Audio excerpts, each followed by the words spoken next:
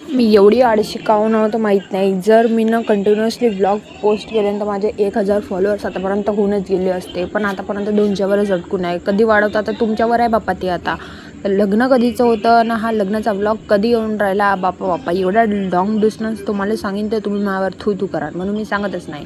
तर हॅलो मित्रांनो, welcome back to तन्वीचे blogs. तर काल म्हणजे की त्या दिवशी झाली हळद ना, आज जो होतं लग्न. तर मग सर्व सकाळी आंघोळ पाणी करून तयार होऊन गेले होते. त्याच्या पहिले आमच्या इकडं नानोऱ्या होते.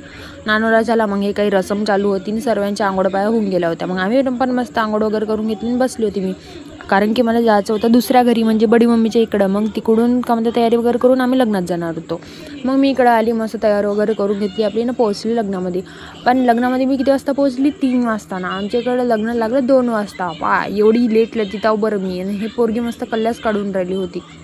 मग माझी लक्ष गेली माझ्या भावाकडे. हा लई वेळचा इकडे तिकडे पाहून राहिला, माहीत नाही कोणाकडे पाहून राहिला होता. मग थोड्या वेळात असा चमत्कार घडला ज्याचा की आम्ही अनुमान पण नव्हता लावला. मस्त पाणी बरसला यांच्या का नवरदेव नवरींला मस्त देवाचा आशीर्वादच भेटून गेला.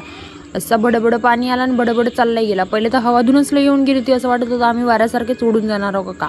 पण एक पांटेला भेटलं, तिथं आम्ही बसून गेलो होतो. मग त्याच्यानंतर थोड्या वेळानं पाणी थांबलं आणि इकडे विदाईची रसम वगैरे सुरू झाली.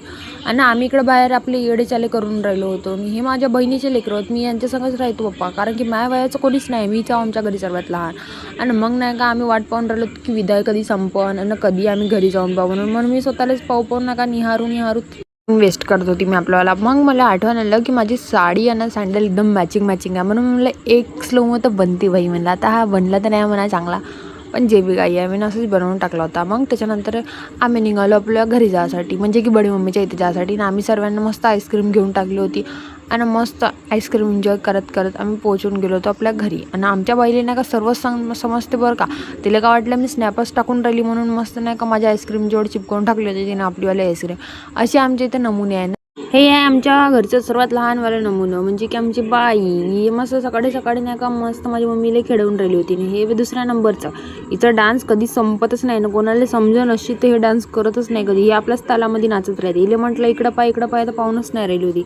चला आजसाठी एवढंच आहे. भेटूया नेक्स्ट व्लॉगमध्ये. बाय. तो कधी येते तर माहीत नाही.